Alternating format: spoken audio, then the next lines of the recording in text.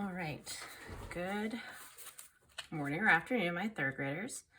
Today we're going to be using all those practice figures to make a plate. Now a plate is that foam that's in your art kit, and you also need any color marker. It does not matter because the marker is not going to be permanent. It's just to differentiate from the pencil, and you need a pencil. So our foam plate today, we'll do that second, and we'll practice in our sketchbook or on a scrap piece of paper. I want you to think of the foam plate like a stamp. So we need to carve it or indent it so that way it creates an image. But before we do that, in our sketchbook, I want you to draw a few figures with marker. And they're really just going to be stick figures. I want you to make sure though that like your torso is the same length as your legs. So let me just do a normal one. Standing, you have your torso, and you need to make sure your legs are long enough. So this isn't quite as long as your torso.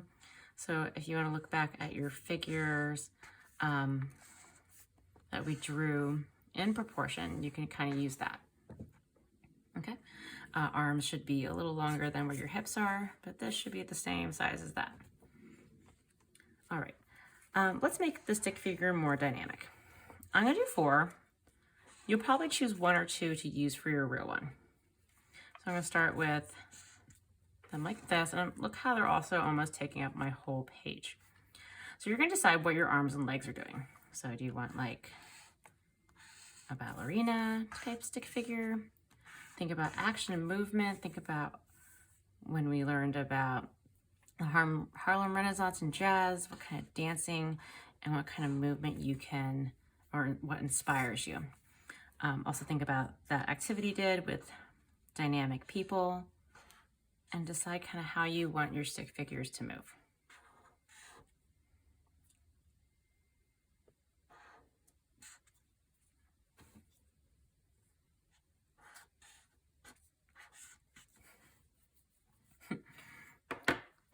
All right, pause if you're not done yet, but go ahead and do that. The next thing I want you to do is I want you to give your stick figures more than just a stick for a body. So I want you to give them a shape. So around your stick figures, I mean your head's a shape, so your head can stay the same, but with a pencil, draw around your stick lines. So I like to go from the side of the head and go around their bodies. That way, if my marker went away, it looked kind of more like a shape, like an outline. Also, see how I'm making mine kind of geometric? Kind of reminds me of Keith Haring. Also kind of reminds me of Aaron Douglas's, because his were more like real people or silhouettes or outlines than stick figures.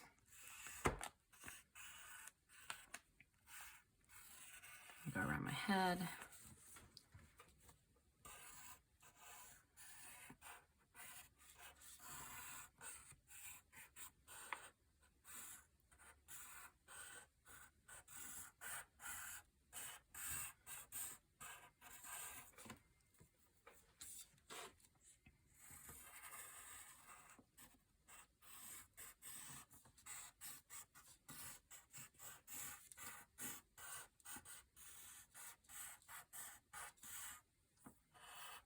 Okay, so if you squint and kind of just look at the pencil, you can see the shape of a person rather than just a stick figure.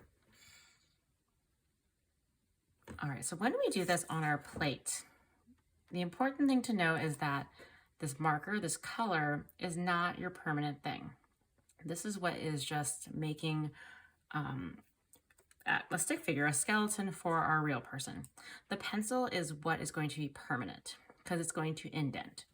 So on the back, there's one side that will kind of pop up more when you put it down. So when you go to the back, it should kind of sit like a boat and be more indented. Go ahead and draw a line with your pencil and indent it. You should be able to feel it. So that's what I'm talking about when I'm talking about the pencil lines. Go ahead and draw a mark with your marker and feel it. You shouldn't feel really anything. In fact, your marker should start to smudge. this is also to remind you that pencil lines are going to be permanent and marker lines are going to be the thing that goes away. So it does not matter what color. And if you mess up on your marker, that's okay. You can just erase it. So like our sketchbook, the first thing I'm going to do is put 2 figures on here in action. I'm going to use my marker. I'm not going to push really hard because it can dent it a little bit. So I don't want to even try to dent it. My stick figures should be really tall with my plate. If you do it this way, you can maybe add 3, but this should be big. They should take up a lot of space. I'm feeling peaceful, so I think my second one's just going to be sitting across. Actually, no. My second one's going to be doing kind of like a yoga pose.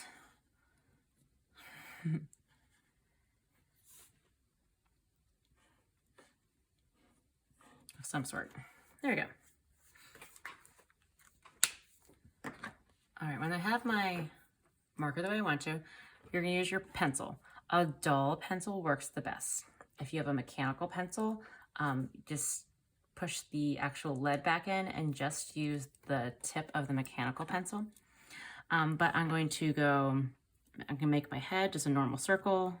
I'm indenting it. You should feel little crunches, but not too much crunch because you don't want to go through. Okay, and then I'm going to go down like a neck. And see, I'm going at a few times to make a kind of little valley. That'd be good. And then a medium hard pushing, and I'm going to go around carefully because remember, this is my permanent part, the part that's going to show in my print. And as I'm doing this, if my pencil smudges, that is okay. If my marker smudges, that is okay because the marker is not going to be the thing that stays today.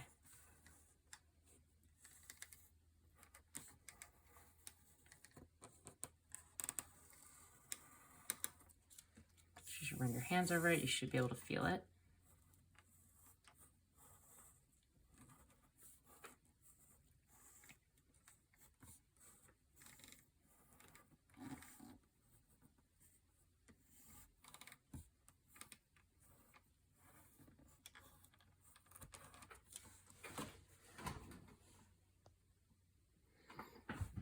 All right, so a trick someone in a class showed me, once you're done, you can erase the marker.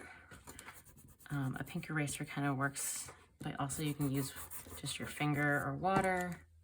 Let's see if my pink eraser, but remember you don't want to push down. So today my pink eraser is not working that well, and it does not have to be completely clean, but just try to get it somewhat faded so that way you don't concentrate on it. Once again, don't push down too hard. You don't want to make a dent. Okay.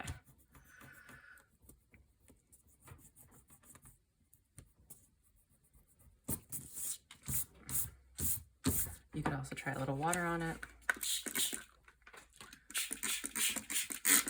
Since these are the washable ones, it definitely will come off.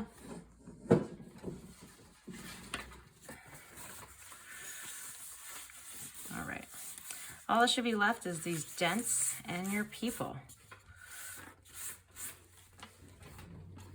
So you can see that, you see at the shadows that they are dense. They should have texture. All right, now I want to do a dynamic background.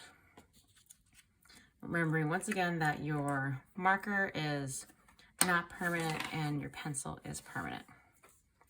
So for my dynamic background, I'm just going to do, a heart. Now, I'm going to draw right over my people. But before I trace or go over the hearts, I'm going to do something else to help guide me. But it is a lot easier just to draw hearts kind of the way they are.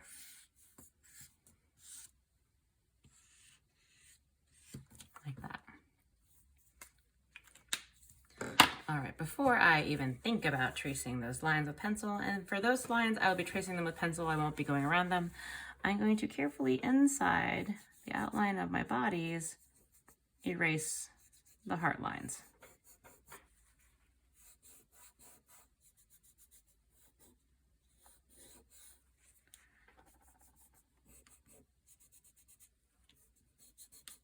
Remember, it doesn't have to be perfect. My people are just kind of turning pink right now. That's okay. All right, after I erase those inside lines, all that's left is the lines in the background. So that gives me a very clear view of what to trace and what not to trace. Stop at the bodies and make sure I don't go through them. But I got to draw my hearts kind of fluidly like normal, so I don't have to worry about them looking weird coming in and out from behind them. So I still want to follow the whole heart, but make sure I stop when I get to the people. Stop, and then it comes out here.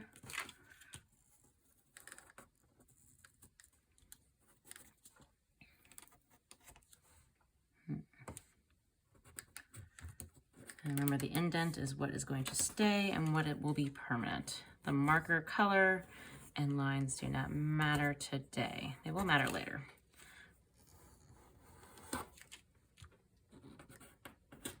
Okay. Okay, you might be asking yourself, how do I know I did this right? Okay, well, you just made what's called a plate. It's like a stamp, and it has parts that are risen and parts that are indented. You basically have made a texture plate. So you need a piece of paper, a really thin piece of paper, so like notebook paper or computer paper, which I'm getting right now.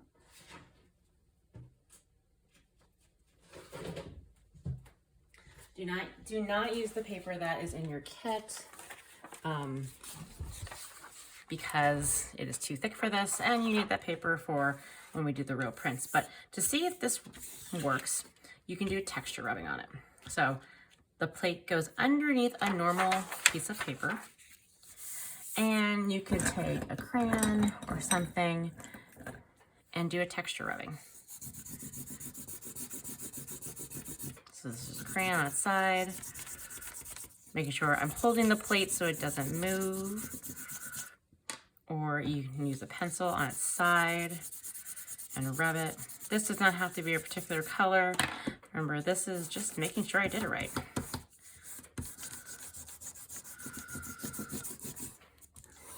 But I do want to see you do a rubbing on scrap paper so that way I can see if your lines worked. All right, take it out from under. This is what you'll photograph today. So everything that is white are the lines that I indented with my pencil. Those are those permanent parts. Everything that was marker is no more because I didn't really push them down. Except for, you can see actually I have a little bit of a problem. I did push it down too hard with my pencil. If any of these lines are not deep enough, you can just go back with your pencil and retrace them. And what I mean by deep is that they're not showing thick and white like this. So do your best with this. Your goal is to have a plate that when you put it underneath a thin piece of paper and rub it, that it creates an image like this. And then next week I will show you how to print this on our thicker paper in our art kits.